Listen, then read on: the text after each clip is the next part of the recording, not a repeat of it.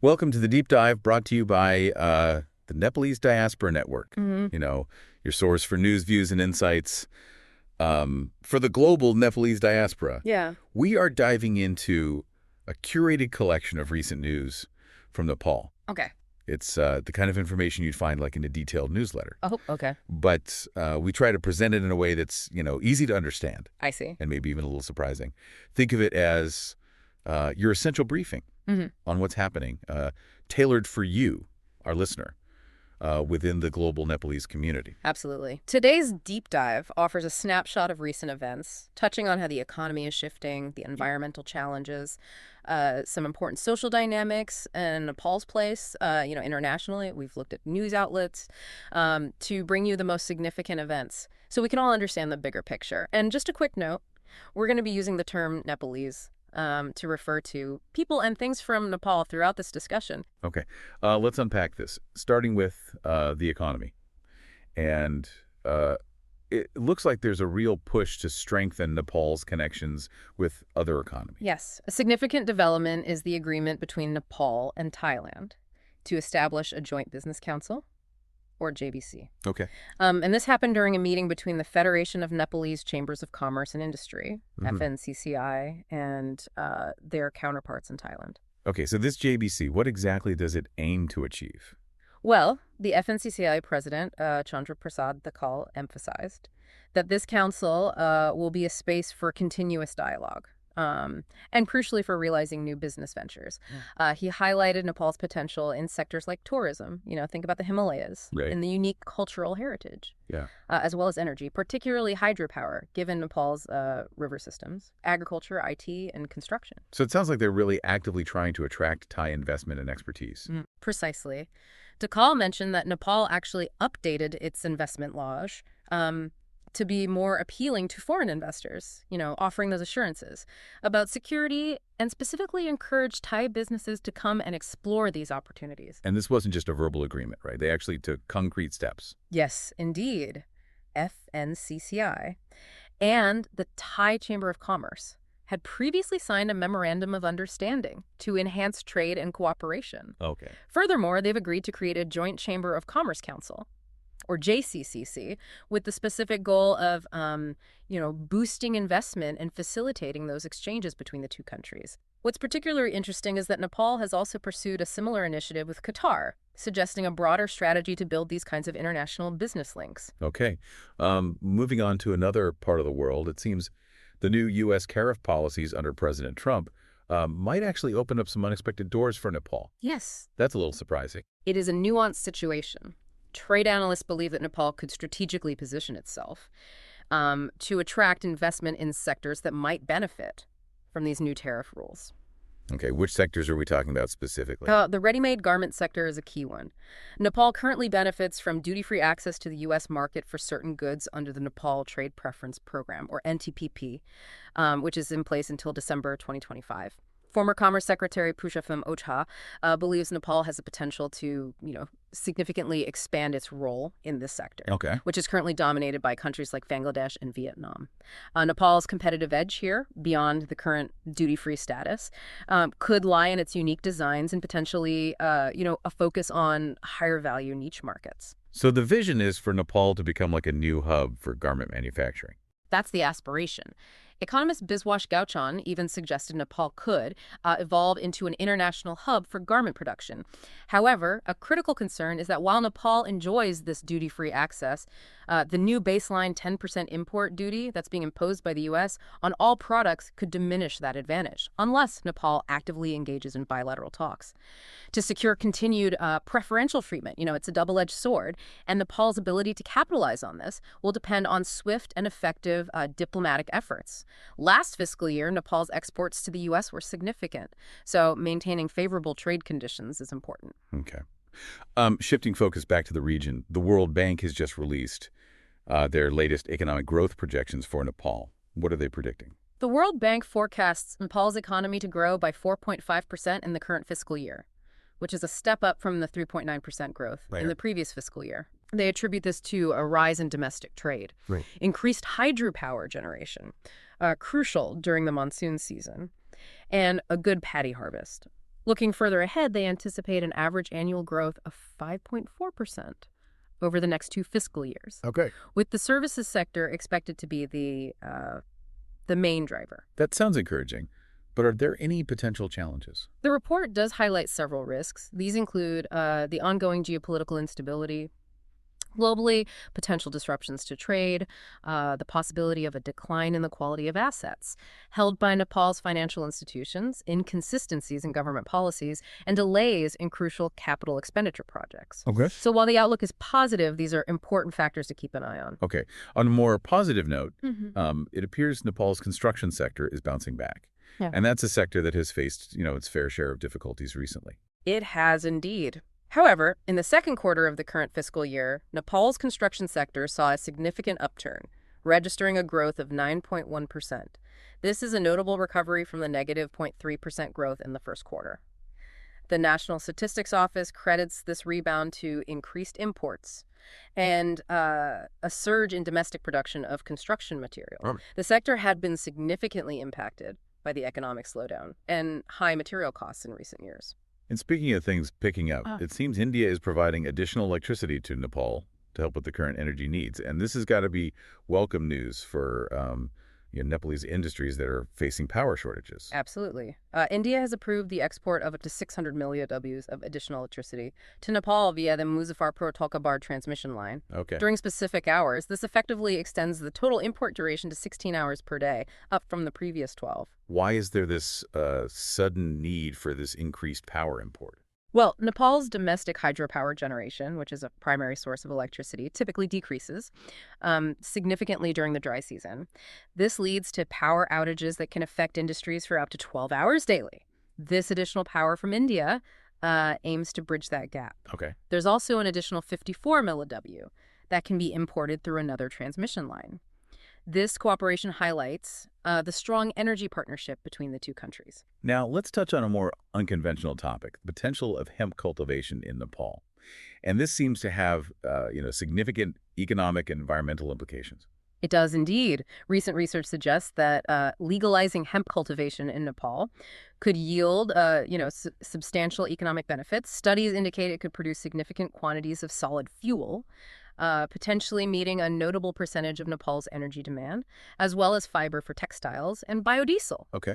which could, reduce reliance on imported diesel. What's the estimated scale of this potential? Like, how big could this be? Researchers estimate that around 1.8 million hectares of land in Nepal are suitable for hemp cultivation, with the hilly regions showing the greatest potential. Oh. The projected net profit per hectare is also quite significant. Despite these potential industrial and environmental advantages, hemp cultivation remains illegal in Nepal, which presents an interesting contrast between potential benefits and current regulations. Okay, on a more concerning note, it seems traditional livelihoods in some parts of Nepal are facing challenges, specifically yak and chari herders in the east. What's happening there? Well, they're facing considerable hardship due to the continued closure of the Tibet border for livestock trade. This trade, which was a vital part of their economy, was disrupted by the COVID-19 pandemic and has not resumed, at least for animals, even though the border has reopened for people and other goods. What's the impact of this ongoing border closure for these herders? Well, farmers are unable to sell their yaks and shoris, leading to significant financial losses. For many of these communities, this traditional way of life is now under threat. Yeah. Before the pandemic, trade with Tibet and Sikkim was flourishing, so this abrupt halt has had a devastating impact. Shifting gears back to agriculture, we also have some data on exports and imports. Through the Kathmandu border transit, what does this tell us about Nepal's agricultural trade? In the first 8 months of the current fiscal year, Nepal exported a substantial amount of agricultural products, valued at approximately Rs 17.73 billion through Kathmandu. Right. This included items like cardamom, tea, ply, and veneer, derived from agricultural products and ginger. Interestingly, the imports of agricultural goods during the same period were significantly lower, at around Rs 2.44 billion, Oh, wow. mainly consisting of maize, wheat, and fresh vegetables. This suggests a relatively positive balance of agricultural trade through this particular border. Okay, but it seems not all sectors are performing well. Yep. Tourist arrivals have reportedly declined recently, And that's a little worrying given how important tourism is to the Nepalese economy. Yes, Nepal saw a 5.1% decrease in tourist arrivals in March compared to the same period last year, with a total of 121,687 visitors. Several factors are believed to have contributed to this decline, including an increase in road accidents, rising airfares, and the ongoing 10-hour daily closure of Tribhuvan International Airport, or TIA, for runway maintenance. So it's a combination of factors affecting accessibility and safety, it sounds like. Precisely. Arrivals from South Asian countries and Europe also saw a decrease. Yeah. This follows a slight dip in February, marking the first downturn in tourist numbers since the recovery period after the pandemic, which is definitely a cause for concern as the peak tourist season typically begins around this time. Finally, in economic news, there's a report of a significant increase in suspicious financial transactions. Yes. And that doesn't sound great. No, it's not. Nepal Rastra Bank reported a 24% increase in suspicious financial transactions in the last fiscal year, registering a total of 7,338 cases. This, substantial increase likely reflects enhanced monitoring and reporting mechanisms, but it also raises concerns about financial integrity within the country. Okay. Now let's move on to some social and cultural developments. And one of the most prominent issues recently has been the hazardous air pollution in Kathmandu. Sadly, yes. Kathmandu's air quality has reached hazardous levels for a staggering 75 out of the last 90 days. Wildfires across Nepal, particularly in the western regions, experiencing drought are a significant contributing factor, along with vehicle emissions, dust, and the practice of crop burning within the Kathmandu Valley. And this has got to have huge impact on the health of people living there. It is. PM 2.5 levels have soared to alarming levels, making Kathmandu at times one of the most polluted cities in the world. This has led to a surge in respiratory and eye-related illnesses, prompting public health warnings and recommendations for people to, take precautions, such as staying indoors and, using masks. While some temporary relief has come from strong winds, experts caution that pollution levels are likely to remain a persistent problem, especially with the ongoing dry season and the continued risk of wildfires. Tragically, these wildfires have also caused fatalities and injuries. In other parts of Nepal, underscoring the severity of the environmental situation, the poor visibility due to haze has even caused disruptions to flights at Tribhuvan International Airport. Adding to the ongoing challenges, it seems teachers across Nepal have been, holding significant protests in Kathmandu. What are their demands? What's going on? Teachers are demanding the immediate passage of the school education bill, which has been stalled in Parliament for a considerable period. They have organized large-scale demonstrations calling for an indefinite street protest and insisting on holding negotiations directly with Prime Minister Oli, who was recently in Thailand, for the BIMSTEC summit. What are they? What's the core of their opposition to negotiating with the acting Prime Minister? Well, their primary concern centers around the potential for increased local government control over school education, as proposed in the bill. They fear this could lead to political interference and instability within the education system, undermining its quality and autonomy. Okay. While the Ministry of Education has invited them for dialogue, the teachers appear to be, holding firm in their demand for direct talks with the Prime Minister. In a more positive development for, wildlife conservation, Nepal's tiger population has reportedly seen a significant increase.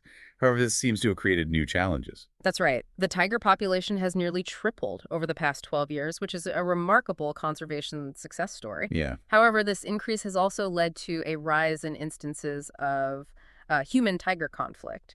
Okay. Furthermore, there are growing difficulties in managing captured tigers due to a lack of adequate space and funding for rescue and rehabilitation centers. A recent incident highlighted this issue when a captured tiger had to be released back into Shuklafanta National Park. Because there was no suitable facility to house it, conservationists are emphasizing the urgent need for more rescue centers and increased resources to effectively manage these increasing interactions. And the air pollution issue is having, direct impact on public health, not just respiratory problems, but specifically affecting eye health. Yes, hospitals in the Kathmandu Valley are reporting a noticeable increase in eye-related issues, such as allergies and infections. Common symptoms being reported include itchy eyes, a burning sensation, and eye fatigue. Doctors are advising residents to, take preventive measures, including staying indoors. as much as possible wearing protective eyewear when outdoors, and rinsing their eyes frequently with clean water to help alleviate these effects of the worsening air pollution. Okay, let's now turn our attention to the political and governance landscape. Nepal recently participated in the BIMSTEC summit, held in Bangkok. Yes. What were the key outcomes of this regional meeting? Well, the sixth BIMSTEC summit concluded with the adoption of the Bangkok Vision 2030.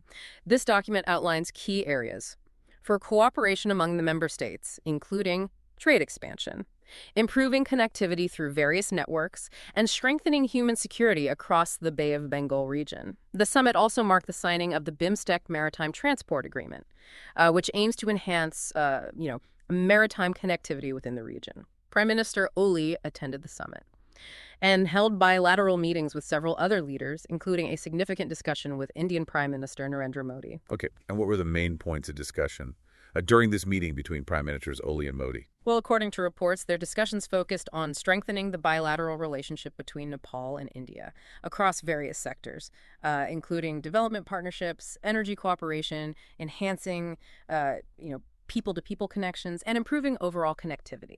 Between the two nations, both leaders characterized the meeting as, positive and productive. Okay. In other political news, there has been the arrest of Rabi Lamashing, who's a well-known political figure in Nepal. Yes. Can you provide some context on what happened there? Rabi Lamashing, who is the president of the Rastriya Swatantra Party, or RSP, and a former home minister, has been arrested in connection with a case involving alleged fraud within a cooperative fund. This arrest followed a ruling by the High Court that overturned his previous release on bail. He is accused of involvement in the misappropriation of funds from the Supreme Cooperative. Mr. Lamashane has maintained his innocence, claiming that the arrest is unjust, and has stated his intention to pursue all available legal avenues. Okay.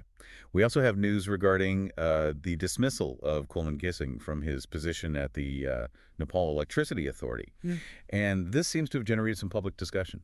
It has. Kulman Gising, the former managing director of NEA, publicly stated that his dismissal was politically motivated. He suggested that it was related to his efforts to recover outstanding payments from various industrialists. Okay. He expressed his disappointment with the decision, but reaffirmed his ongoing commitment to serving the country in other capacities. Finally, in terms of international development assistance, it appears the Indian government is continuing its support for community-level projects in Nepal. Yes, the Indian government has recently signed an agreement for 10 new high-impact community development projects to be implemented across Nepal, focusing on the education, health, and culture sectors.